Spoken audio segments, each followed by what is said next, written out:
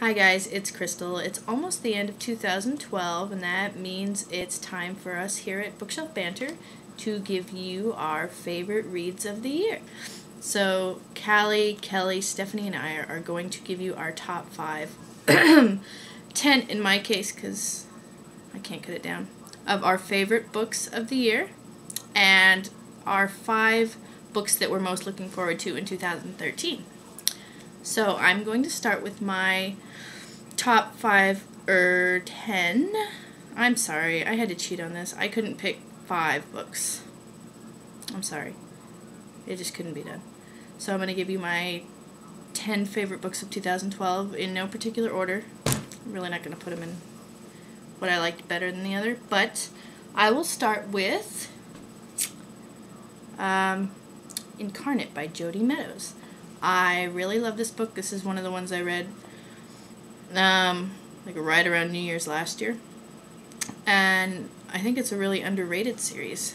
I loved it. It's about reincarnation and it's kind of fantasy, and I think you should pick it up. I think you should pick up all of these books, but that's just me. My second favorite, these aren't in order again, remember, was Goddess Interrupted by Amy Carter. I've read a few YA series where about gods and goddesses, Greek mythology, and this is definitely my favorite. And the ending on that one, I was like, oh my god, I have to have the next one right now. So Goddess Interrupted. 3 would be Grave Mercy by R.L. Lefevre. I'm going to butcher this, but I love that book.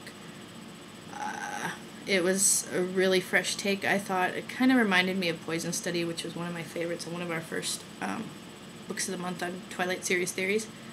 So if you love the whole medieval setting and a strong female lead, I think you'd really like this series. So, Grave Mercy. 4 would be, The Fault in Our Stars. I love that book. I bawled my eyes out, honestly. I think everyone did that read it, so it's not one of those ones where I'm going to reread it, probably for a long time if I do, because it's really good, but it's really sad. But it's definitely one of the best books I've read this year. So, John Green, The Fault in Our Stars. Number 5 is Bitter Blue by Kristin Cashore. I love Gracing, I love fire, and this was a long time coming. If you love that world, the fantasy world, if you love Gracing, you have to read Bitter Blue. It was awesome. Okay. What am I on? 6? Tiger's Destiny. Hello. Colleen Houck.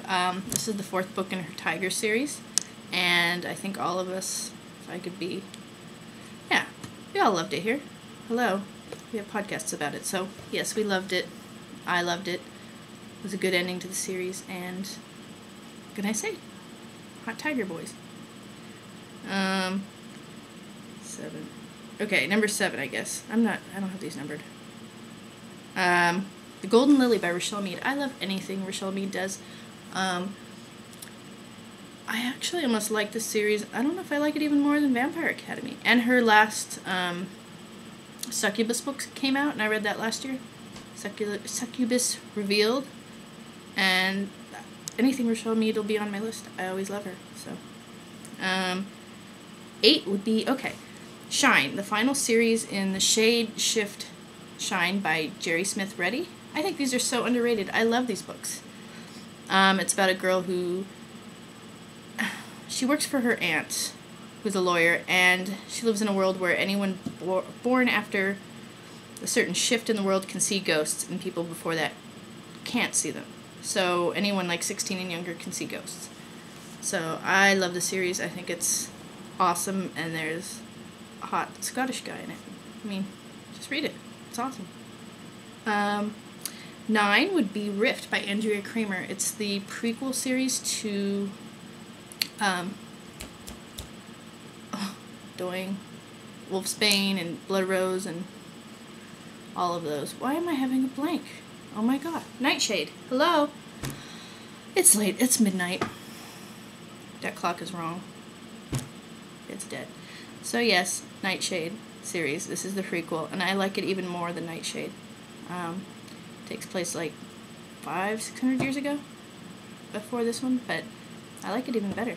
so pick that one up too. It's late. Okay, and final one is Sapphire Blue by Kirsten Gier.